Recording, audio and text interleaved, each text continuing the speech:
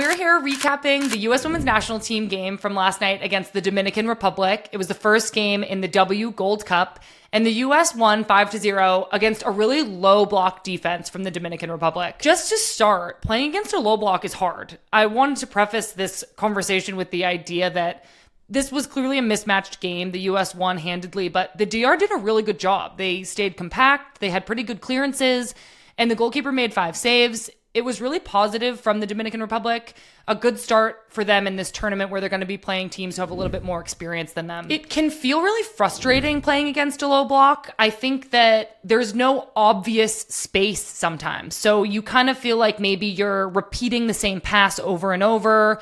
There might not be a lot of room to dribble. You might keep getting tackled by a player that was just so close to you, but you maybe didn't realize that.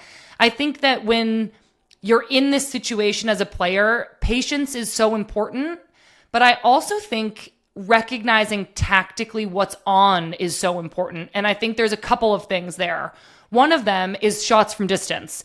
Playing against a low block the space is so limited. So to create space, you have to shoot from a little bit further out to urge the defenders to step out to you next time. That creates a little bit more space in between the lines, and maybe next time allows you to play through that instead of shooting from distance. It just varies the attack a little bit. My other point is recognizing when a counterattack is on, you have to take it.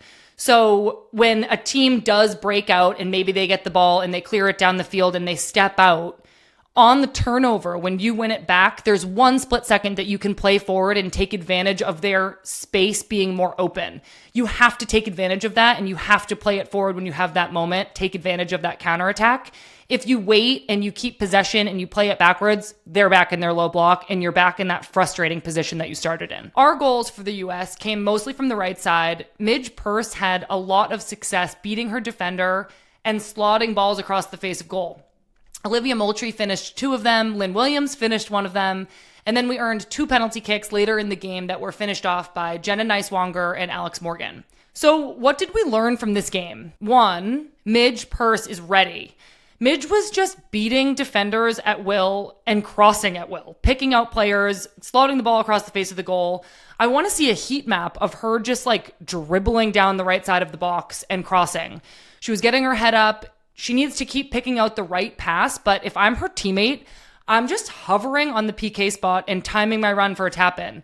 Lynn and Olivia Moultrie obviously benefited from Midge's 2 assists and Midge's just constant attack down that right side, but their finishes also come from their own commitment to be in the box and finish those goals.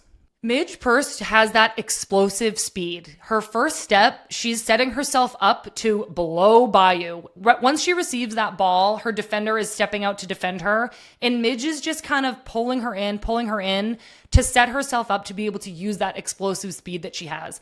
I've seen Midge grow so much in this area. She's maintaining control of that ball. Her dribbling is on point. And I saw her a few times last night. Once she beat her defender, she was picking her head up. She was picking out a player. She took a minute to figure out her next step. She had that kind of time last night, and that's why she excelled so much. But that skill set, speed, and being able to control the ball in that kind of speed, that's a skill. It's not just a physical attribute of being fast. It's being able to play faster than everybody else and use your speed to your advantage. And that's what Midge did such a good job at last night. 2, tactical flexibility is here. It was really interesting watching the right side of the field, especially with Corbin Albert's role. She was kind of playing a 10, but a little bit out on the right, and it seemed like her and Midge Purce and Emily Sonnet were sharing a little bit of responsibility over there. Midge was playing more like a wing back, but she had a lot of freedom to get forward because she didn't need to defend that much. But I'm excited to see this freedom for Corbin Albert. I feel like it's a lot to ask from a new player. She did a really great job with a role that seems like it has a lot of flexibility in it. Midge definitely covered a ton of ground over on that right side, like I said, especially in the attack. Sonnet held it down in the 6. She distributed well. She defended when she needed to. And Corbin looked sharp. She was combining, taking shots from distance, which, by the way, I love to see new young players like Corbin and Olivia Moultrie taking shots from distance and not being afraid to take that responsibility on. I think sometimes there's a fear if you shoot too much, it's like selfish and you're just looking for goals. And I love that they didn't let that feeling faze them at all. They were just shooting because tactically that's what was on. It was really interesting to see this tactical flexibility, especially on that right side, because I feel like in 2019 at the World Cup, what really benefited us was our tactical structure and our discipline and sticking to that.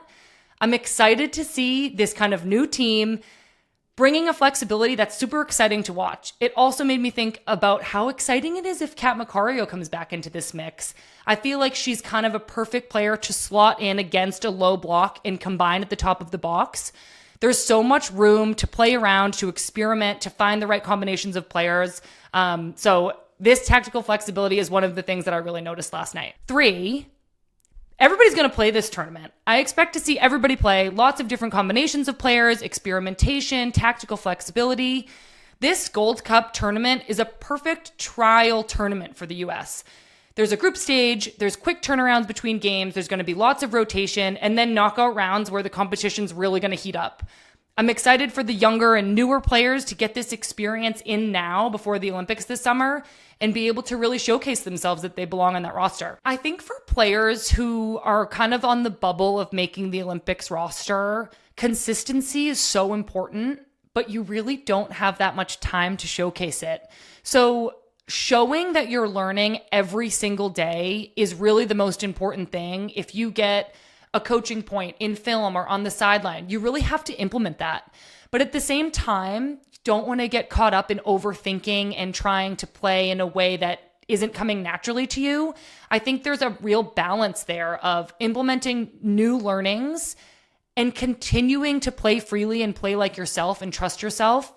You don't have that much time. You don't have that many games to showcase yourself. And in such a competitive environment, every single practice, every single game matters, and you have to show up as the best version of yourself every day. The team plays again on Friday night at 10:15 p.m. Eastern against Argentina.